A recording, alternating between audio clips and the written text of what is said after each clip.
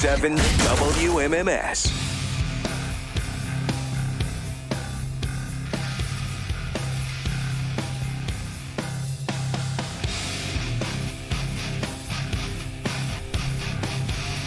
Mary was gone all last week. But now she's back and got a couple new songs from Ray. He was Ray hasn't been sending them with the frequency that he once was, but his lyrical content has remained pretty consistent. A lot of coconut milk, a lot of hot lava, a lot of Brian in the corner getting cucked, like Kanye. With the rats. Huh? With the rats. Yeah. But he gave me an option if you want to hear one of these. Sure. One of them is kind of more like an island vibe called Coconut Melody. And the other one is super heavy. It's called Industrial Carnage. Island. Ray loves to feed Mary, sipping on coconut milk, tickling toes and dancing under the sun so still. Hot lava strings are flowing, Brian in the corner sighs. He watches and he's glowing, licking flames that mesmerize. Coconut milk and laughter, Ray and Mary in the sun, tickling feet forever, having so much fun. Satan's flames, they flicker, Brian's eyes so bright. Oh my God. Satan has joined the chat, Mary. Always does. Mm-hmm. Yep, you can't have a Ray song without Satan and coconut milk, and I don't know I don't know how any of these things got started, but you may play the heavy one just out of pure curiosity. Sure. I don't know why it's called Industrial Carnage, but there's blood in this, and there's foot picks, and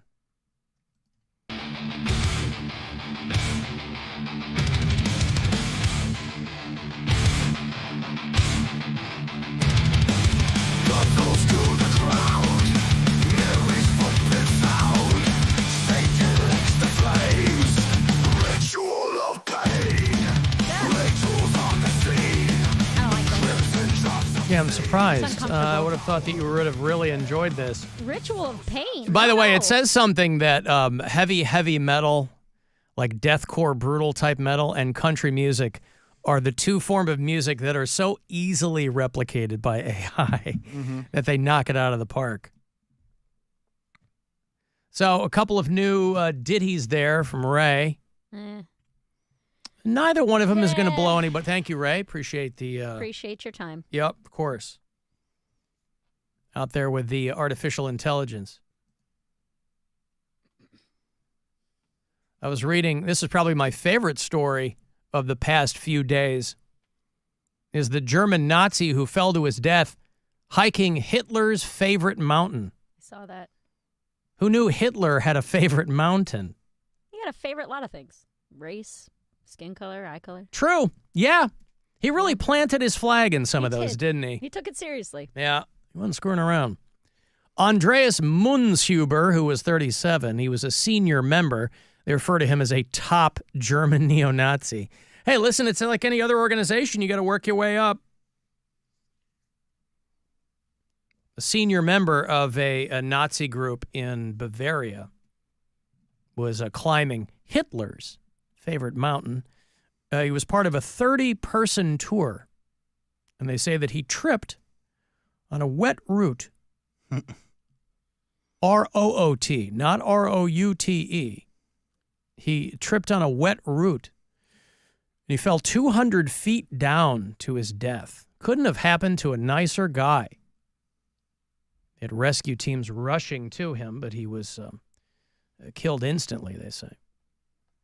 Untersberg is a 6,500 feet high summit in Germany that contains what people said was Adolf Hitler's favorite view. He built his infamous Eagle's Nest retreat in the same area.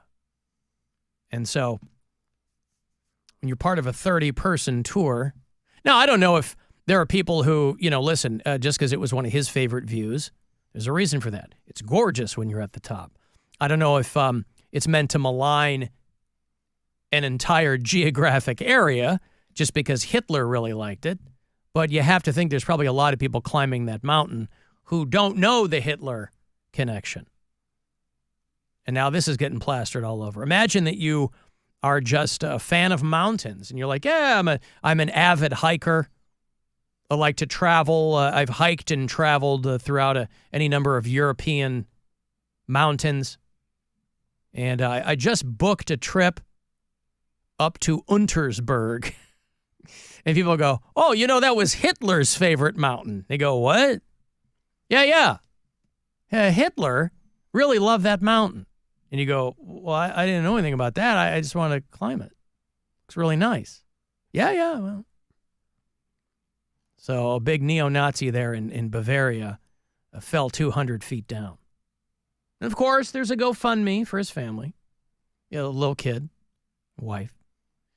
And, but he died doing what he loved, right? I mean, honoring Hitler and climbing. It's so rare that anybody in life can really take two of their favorite things and get your chocolate in their peanut butter like that. I'm kind of like a little bit torn on this because, like, he did end up killing a Nazi, which I'm happy about. Like, so good. We have one fewer Nazi. Yeah. I guess I'm not torn. Good job. Why would you? I was going to say, Yeah. What torn? What's the torn part? He was probably torn in too as he fell down the rocky terrain there in Bavaria. Where is Bavaria? Bavarian. I know BMW. Those are Bavarian cars. That's where It's the like pretzels are from. It's where what? The pretzels Like are German from? mountains, right? Well, yeah. I mean, but I'm like geographically, I'm terrible with where things are. Bavaria between Austria and Germany and Switzerland. Okay, well, it's nestled right there. The largest German state by land area. Okay. Well, yeah, they're down a Nazi now with Where this are they guy. going to find another one of those? In this day and age? Maybe we could export some of our own. That'd be Wouldn't great. that be We've certainly got plenty of them over here. I assume they wear masks. But on the subject of that, we're all inundated with the yard signs. Mm-hmm. Everybody's got yard signs. People want you to know where their political allegiances lie. And they really take all shapes and forms. I don't have them in my yard because I think they're silly. But plenty of people do. They want to visually and non-verbally get behind their candidate. So there's Trump signs, there's Harris Waltz signs, there's Sherrod Brown signs, Bernie Moreno signs. Now, it is very rare that you'll find somebody with a Harris Waltz sign and a Bernie Moreno sign in there. They're pretty kind much of at odds with each other. Yeah, they really are. It's a package deal, right? Mm-hmm. But the signs, and you'll see some people getting cheeky. There'll be any one but Trump signs. I did see a couple of signs. This house, last time I was in Parma, just black and white signs. Didn't look like they made them. They weren't like rudimentary. It looked like they bought them from something, but they were just black letters on a white sign, two signs. One of them said, TikTok is dumb, and the other one said, TikTok is for idiots. Just those two signs, just black, standard font, and nothing ostentatious about these. Black font on a white sign. TikTok is dumb, and TikTok is for idiots. So, a lot of yard signs this time of year. I mean, I'll tell you, in my neighborhood, I couldn't believe how many people apparently, Bill, want their daughter's volleyball team to be president. Dummies. Listen, I'll take that. Yeah. So it's some people want to let you know that their kid graduated or something. Hey, congratulations, Cheyenne. Whatever, right? But I did like TikTok is dumb and TikTok is for idiots. Because somebody had to go online and order those. Right. It didn't look like they made it. I mean, you can get whatever you're looking for. It's already pre-made. Somebody's already made it. And those are just the signs. The flags, you know what the flags are for. Giant flags draped like bunting across some people's porches and roofs. They don't want to be tread on, obviously. They don't want to be tread on. And, this is why you'll see talking heads going back and forth and forth and back about how can Trump be in a dead heat with Kamala Harris. I'm like, I'll tell you why. Because I read a thing that 60% of the people who were surveyed in this particular questionnaire believe that their house is haunted. Woohoo! A majority of people think that their house is haunted. Probably is, dude. So no big shock at what people think about their political candidates when they think that there are ghosts in their house. How are the two connected? Because I'm not going to vote for Trump, but I believe houses are haunted. Well, I'm not saying to a person. I'm just saying that there is a through line of stupidity that is... Jackass. There is a through line of claims with no evidence. Let's say that.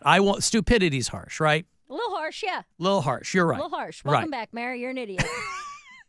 Claims with no evidence. Trump was a great president. Zero evidence to support that belief. Ghosts. Zero. Hey, listen, I got it confirmed, mind you, by no less than one Al Pacino, all right? They couldn't find a pulse on him, and he confirmed Alfredo Pacino, one of our greatest actors of the 20th and 21st century, quite frankly. The article said that he confirmed that there was no afterlife. You're just done. Like the line in Hamlet. No more, no more. And so, but for most people in this survey who were asked, hey, do you think your house is haunted? And most of them, yes. They said close to 70% of the people in this 1,000-person survey said that they experienced unexplainable occurrences in their homes. Now, I'm somebody who believes that anything is explainable. Just because we don't know what it is doesn't mean it's unexplainable. Might be unexplainable to us. And what were these unexplainable things? Sounds Noises? in the walls. Yeah, that's Creaking explainable. floorboards. That's explainable. Unexplained footsteps. That's the big one. Where else could the footsteps come from, Alan? Use science. Tell me. Exactly. I mean, Nope, exactly. How are they coming from ghosts? Ghosts don't have feet. Yes, they do. Ghosts don't have feet. Ghosts do have feet. How many? 7. 7. Oh, no wonder all those footsteps. That's why they're so loud. Yeah. All right. They said about 10% of the people in the survey reported seeing or hearing the toilet flush on its own. Ghost dump. Yeah, but that's a thing like anybody, like a plumber will tell you about that. They'll go, it means there's a leak somewhere in your house with the pipes. Like when your toilet will flush. Again. Or is that ghost poop? It's ghost dump. Mm-hmm. Well, these people, boy, a lot of people believe that kind of stuff. And I understand that it's fun, I guess. But, I tell people all the time, I don't believe in these things. I would love for them to be true. It would be so cool for any of this stuff to be proven true. They just haven't done it yet. But boy, it doesn't stop people from thinking that that's what's going on. Well, You were to call a plumber and go, I think I have a ghost in my house. The plumber would say, no, that's it. It is called ghost flushing, but that's not literal. That's, there's something going on in the pipes in your house. And a lot of, depending on how old your home is, houses settle. Even new houses settle. So they said that the majority of people who answered this survey said they would not like to be left alone at home. Dude, it's the best thing. But the exact same number of people, and this, the very last line of the survey is what tells you where we are in America. The exact same number of people said that they would consider living in a haunted house if it meant saving money. That's you guys. So Both of you said you would live in murder houses. Yeah, because we don't believe murder's different. If a person was murdered in a house, that's quantifiable. I don't believe in ghosts. I don't believe that the person was murdered still inhabits the home. How do I know? My neighborhood, the history of my particular neighborhood is that a long time ago, probably true of a lot of neighborhoods, was all apple orchards. And then it was, built into a neighborhood, as so many other places were. It's developed and whatever. So I imagine people were murdered everywhere in this country, no matter where you live. Everywhere we go, we're walking around on the graves of someone. Well, we're not being haunted all the time everywhere we go. Now, walking down Euclid and there's ghosts behind us because hundreds of years ago, there were people slaughtered everywhere you go, indigenous people or settlers, whatever it is. So it would stand to reason, if you believe that everywhere you go, anywhere, would be haunted. But you're not taking into account the arbitrary and elusive rules of ghosts. Yeah, idiot.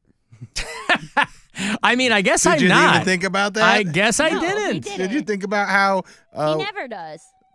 not everything's haunted because not everything will be? Because Not everything's haunted because not everything will be? Because then if you use your logic to explain hauntings, it pokes holes in the whole system, the whole ghost system. Well, that might be a thing, just because we don't understand it. Again, doesn't mean that it isn't real. All I'm saying is that we have no evidence to support the claim. I would love for us to go, oh my God, they figured it out. And you see this from time to time. They'll say, world famous scientist says that yes, this and this and this. I'm like, just because the guy's world famous, I don't know what the hell. Is this peer reviewed? Like, I'm going to need to know more than that. But I was not just a little bit surprised that so many people that they asked said, yes, I believe my house is haunted. Because it used to be, and to some degree it still is, before the glut of like ghost hunting television shows and things like that, back in the day, if somebody told you they thought their house was haunted, you would laugh at them. You'd say, well, that's silly. Even if you believed in that, it was unlikely that you believed that their house was haunted. Hey, Chris. Yeah. What's going on, Chris? Yeah, hello? Yes, sir. Hey, how you doing? I'm good, man. What's up? Good. Hate to love the show. Thank you, sir. Absolutely. I'm a little sick, so please bear with me. So at one point, I thought my buddy's house was haunted. I was downstairs. Pretty much everybody was passed out. I was just down there playing video games, pretty close to the bathroom. And I heard what sounded like someone using the bathroom, standing up, urinating. I was like, what the heck? I didn't see anybody walk past, what's up with this? And so I walk up and I start peering around the corner. It turns out it was his cat who had gotten up on the toilet, squatted, and peed in the toilet. And on that day, we had found out that he had a skill. That's what he does. But the thing that you're leaving out of the story is that cat died 5 years before that happened. So it was a ghost cat. We were able to look right through it, and we couldn't figure out why. Yeah. We could never find his footsteps, so maybe that could be. He was a pretty clean cat. And that was 4 of them. Not quite the 7 that ghosts traditionally have, but Correct. yeah. Okay, thank you, That's Chris. just proof that, ghosts are real. You've if you got ever hear it. anything, it's just a cat peeing, yeah. all right? It's just a cat using the toilet. In every possible situation, it's just cat pee. All right, thank you, Chris. I appreciate it. Normally, that cat pee would go into the litter box. I don't understand why people are so hell-bent. You have an animal. I'm a dog person. We've gone through this repeatedly. But they are more labor-intensive. You got to take them out. You got to let them out. You got to walk them, whatever it is. I don't understand this compunction people have to take an animal, like a cat, that is much cleaner in relation to, goes in a box, whatever. I don't understand the compulsion people have to get that animal to go on the toilet. Like it's already doing the easiest thing it could do for you. They don't want to deal with litter. I guess. I don't know. I guess. My cat doesn't listen to anything I say, so I'm not gonna be able to train her. Alan, the first house that we owned, the previous owner's daughter killed herself in our bedroom. 8 years later, there is no ghost. Well, yep, there it is. I've got to take a break here. I'm going to have, you want to go see Wasp? Blackie Lawless, Wasp coming back. Brought to you by Big Hair Wednesday. Stansbury hosts that for you right around noon every Wednesday. Big Hair Wednesday presenting Wasp and Armored Saint. It's next month at the Agora. It'll be a good show. So I'll have those tickets for you after the break. Another $1,000 on the way to 4:30. And next keyword to grab yourself $1,000 from the Buzzard bookie. It's the Alan Cox Show. Everywhere on our free iHeartRadio app. Or whatever.